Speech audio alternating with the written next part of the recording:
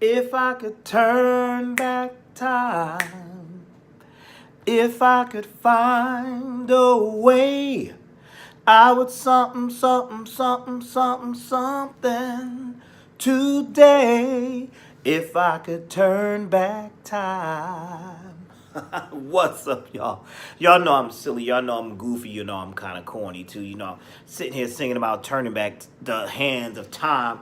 Y'all remember that song? Cher did that song, I think, in the 90s. Yep, a brother showing his age. So what? But the reason I'm singing that is because I just finished watching a time travel movie, and I couldn't think of any songs that go with it except for that one. If anything else come to my mind, you know I'm gonna bust out and sing it. But you know I like singing anyway. So I just got through watching See You Yesterday, which is a Netflix original film. It's produced by none other than Spike Lee, who just recently won an Oscar for Black Klansman, another good film. Kudos to him. Shout out to the brother. I heard about See You Yesterday on Twitter. My friend posted about it, and it's about time travelers, teenage time travelers in Brooklyn. Big up Brooklyn. Yes, yes, great, great, great, great. I'm a New Yorker, so who are experimenting with time travel. It was, what did I say? It's produced by Spike Lee, but it's directed by his protege, from what I'm hearing, this Stefan Bristol. And it was also co-written by Stefan Bristol and Frederica Bailey. Now, I love the premise of this. Let me tell you, this is about two teenagers who are time travelers in Brooklyn, modern day Brooklyn. I love the world. They set the world up good. It's Eden Duncan Smith is the actress, and she's playing Claudine C.J. Walker. I think that's a nod to Madam C.J. Walker. And her friend Sebastian, played by Dante Critchlow. Pray I said his name right. And we see in this world that they're best friends. They're cute, they're best friends, and they're into their science, and they're trying to do this time traveling experiment, and they're going in his grandmother's garage doing all this, and they set up this world quickly. We see them, they're likable characters, and CJ has a temper. She's stubborn, she don't play. When a bully comes along, who is someone that she used to date, and starts messing with Sebastian, she gets right up in his face. And then we are introduced to her brother, Calvin Walker, who's tough and no nonsense. And he's always looking out for his sister, who is, like I said, hot-tempered, hard-headed, and she takes no mess from nobody. So really strong characters. I like that. I immediately like the characters. I liked Calvin as the overprotective brother. I liked him and CJ's relationship. I liked the parents the grandmother they introduced, the mother that they introduced. And we learned that CJ and Calvin's father has passed. And these two really, they bicker, but they really love each other, and they're kind of one in the same. So the film makes you think at first, oh, this is going to be this cutesy, lighthearted, just urban version of Black to the Future. No, no, no, no, no, no.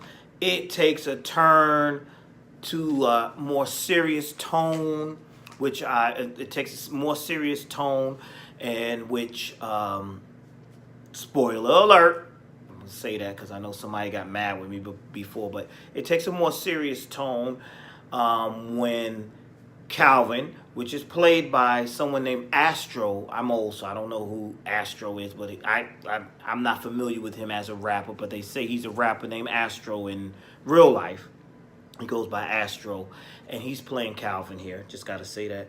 When Calvin is sadly killed by the police, he was unarmed, so they threw that in, I guess, to shed light on the social injustice and the things that go on. And sadly, that's been going on for so long, and it just keeps happening. And so CJ's goal now is to go back in time with Sebastian to save her brother's life. Now, we know, like in all time travel movies. When you go back, you're not supposed to mess with things. Well, in most time travel movies, you're not supposed to mess with things. You're not supposed to, you might cause something else to happen. And of course, CJ is stubborn. When she goes back, she does something that causes Sebastian to be killed. Now she has to go back again because now instead of her brother being killed, she has caused her best friend to be killed. So it's a life for a life. It's like you just, no matter what she does, you know, in this scenario, Calvin ends up dead, and the other scenario, Sebastian is dead. So now she's trying to fix all of that and get things right. And it's just a really good story. I thought it was a really, really good story.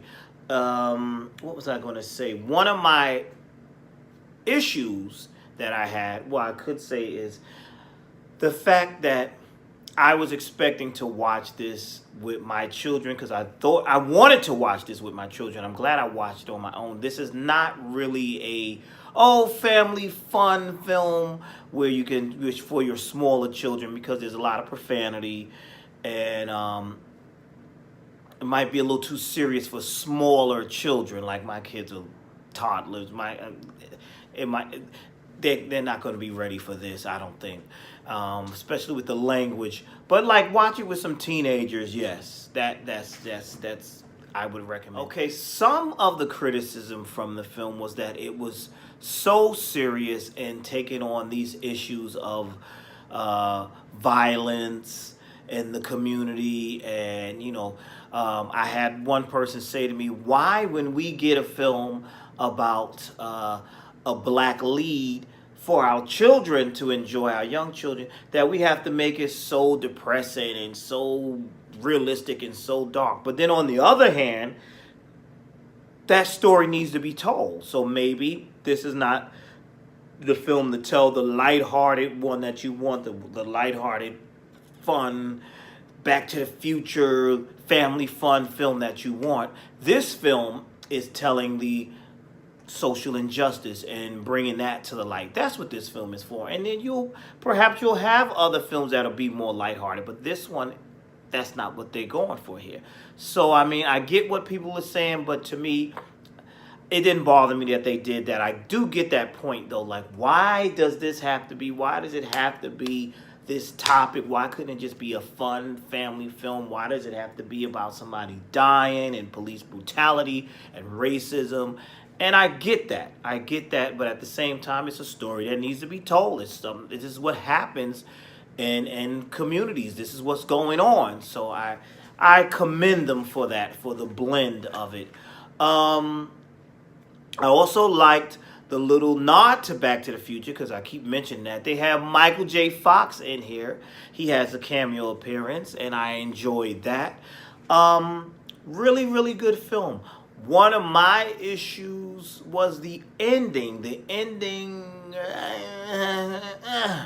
it's like you want to know what's really going. I want an ending. Sometimes I wanted an ending. Like I wanted to know, who does she end up saving her brother when she goes back, because she goes back again to save her brother, because like I said, she failed to do so. And she did manage to get Sebastian back when she went back the second time. She managed to get Sebastian back when her brother realized what she was doing, and he realized that Sebastian was going to die, so he kind of sacrificed himself so that Sebastian could live. But she goes back again to try to fix everything, and it ends, so we don't know what happens. So I guess they do want us to think on our own and draw our own conclusions. The conclusion I came up with was, because I see her with the dog tags on, is no matter what, CJ will forever be connected to her brother. She loves her brother, and she's just a fighter, and she's just going to try. And I guess they didn't want to bookend it all sweet and cute for us. They want us to think for ourselves and come to our own conclusion. But I really would have liked to see a resolve, but they left it kind of like you figure it out. What do you think happened? That's how they left it. Overall, although I wanted more from the film, and I wanted a conclusion, I still enjoyed it. I really enjoyed it, and I enjoyed it. I really enjoyed it, and kudos to Netflix for they keep coming out with original films and original shows in addition to the shows that they're streaming from other networks, and I enjoyed this. I really did. That's it. Tell me your thoughts. What did you think about the ending? What did you think about it overall? What did you want to see in it? And thank you for watching. So please like, comment, and subscribe. I will check you out next time. I believe my next video is going to be about John Wick 3. Yes, I'm going to do John Wick 3. So check that one out when that's up. And that's it for now. Be blessed.